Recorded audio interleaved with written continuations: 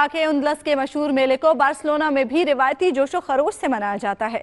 उंदलस के बाद ये बार्सिलोना कैटालोना का बड़ा मेला शुमार किया जाता है। इस त्यौहार के बारे में बता रहे हैं बार्सिलोना से कमर फारूक।